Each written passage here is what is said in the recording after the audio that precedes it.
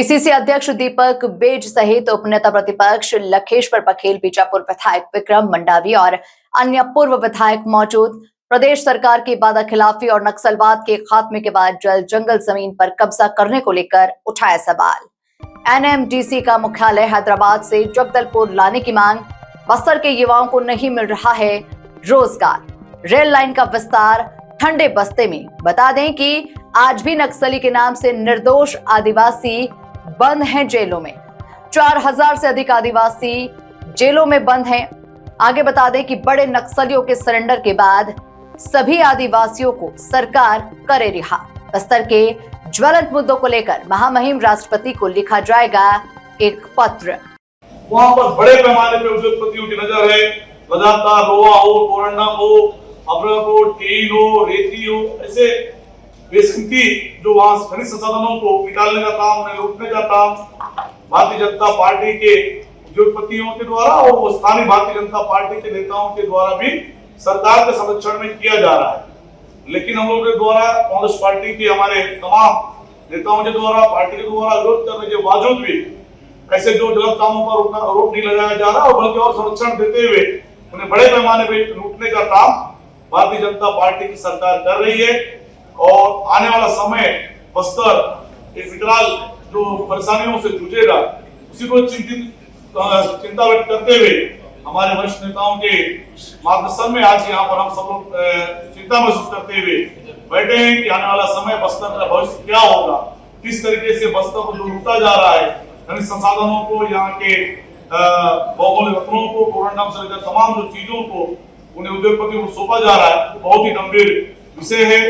मैं आपके विषय में हमारे जो वरिष्ठ विधायक लखेश्वर बघेल जी के नेतृत्व में आज जो एक पत्र के माध्यम से महामहिम राष्ट्रपति महोदय पर पत्र लिखा गया है, जिसपे शिक्षा के विषय पे, अनुसूचित जनजाति के जो विकास के संबंध में और साथ ही स्वास्थ्य, कृषि, पशु चिकित्सा के संबंध में, पंचायत ग्रामीण विकास और स्वास्थ्य यांत्रिकी सहित जो बस्तर में बहुत ही जो न्याय के लिए हम सब लोगों को यहाँ पे खंडपीठ की मांग लखेश्वर बघेल जी ने किया है।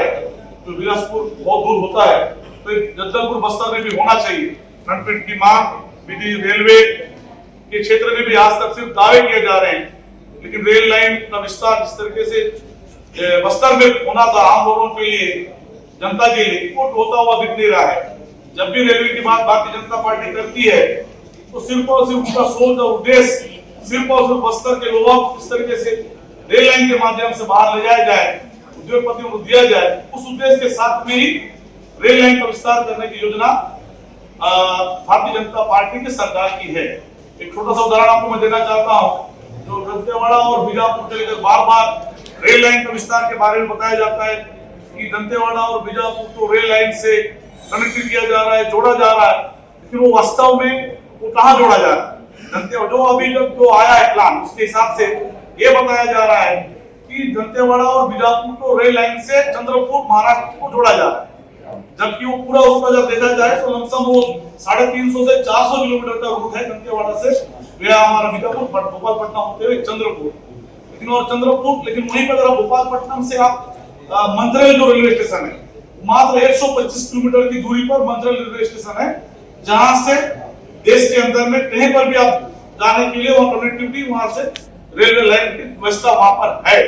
लेकिन ऐसा क्या है कि भोपालपट्टनम से 125 किलोमीटर में रेल कनेक्टिविटी आप नहीं जोड़ रहे हैं, लेकिन भोपालपट्टनम से 250 किलोमीटर दूर से ज्यादा दूरी पे चंद्रपुर पे आप जोड़ रहे हैं, क्योंकि वहां पर दो बड़े बड़े स्टील प्लांट वहां पर है, संचालित है, और उसमें भी जो एक उद्योगपति अडानी का जो शेयर है, ऐसा बताया जा रहा है।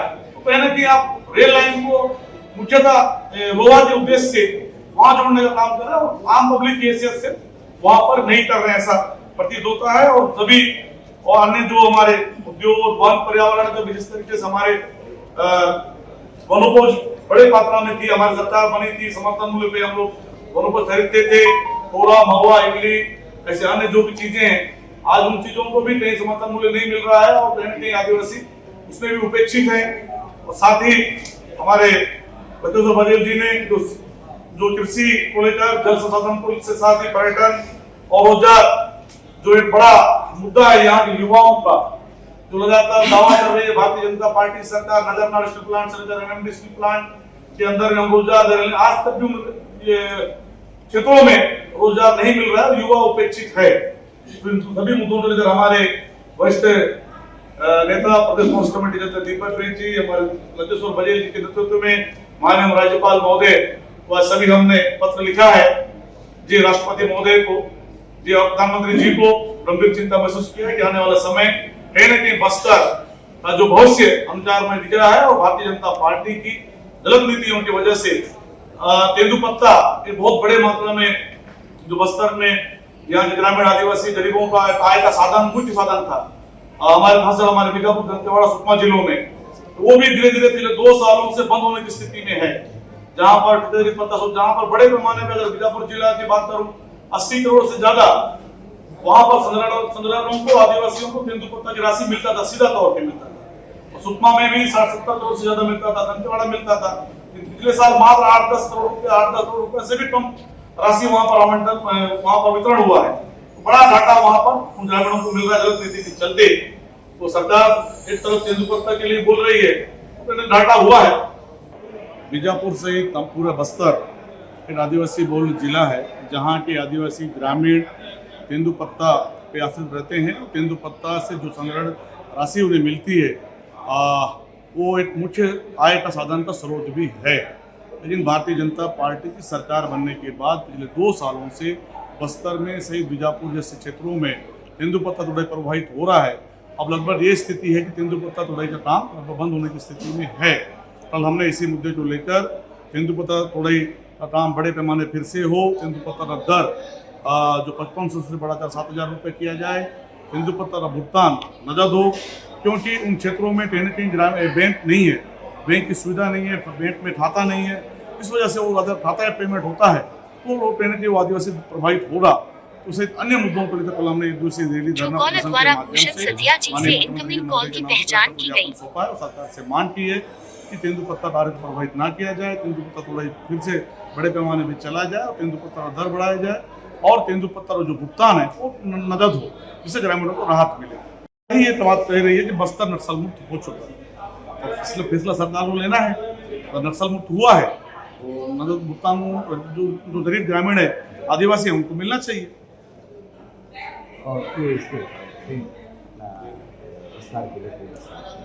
भारतीय जनता पार्टी ये तो कहती है कि हम बस्तर में रेल लाइन का विस्तार करेंगे, लेकिन आज तक भी रेल लाइन का विस्तार बस्तर में नहीं हुआ है।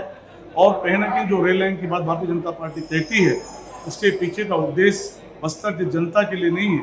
बस्तर के खनिज संपादन को लूटना और यहाँ के जो लोहा वो अपने उद्योगपति मित्रों को देने के लिए वो यहाँ पर रेल लाइन का विस्तार करना चाहती है और उनके हित में, उनको प्राथमिकता में रखते हुए उनके हित के लिए ये काम करना चाहती है। बस्तर की जनता के लिए रेल लाइन नहीं लाना चाहती है। इस लाइन में 125 किलोमीटर जो चंद्रपुर है वो जंक्शन है, क्या लगता है? देखिए ये लग रहा है कि बस्तर के भारतीय जनता पार्टी के लोग कहते हैं कि हम एक तरफ से दंतेवाड़ा और बीजापुर जिले को महाराष्ट्र से चंद्रपुर से जोड़ रहे हैं। मैं उनसे पूछना चाहता हूं कि भोपालपट्टनम से चंद्रपुर की दूरी 250 किलोमीटर है और भोपालपट्टनम से मंचरेल की दूरी मात्र 125 किलोमीटर है और मंचरेल रेलवे स्टेशन से पूरे भारत देश में कहीं भी जाया जा सकता है। जबकि चंद्रपुर आप जहाँ जोड़ रहे हैं वहाँ से कोई भी बड़ा जंक्शन नहीं है, सिर्फ वहाँ पर उद्योग है, फैक्ट्री, स्टील प्लांट है। तो कहने की इससे साफ जाहिर होता है कि आप बस्तर का लोग उन स्टील प्लांटों को पहुँचाना चाहता है।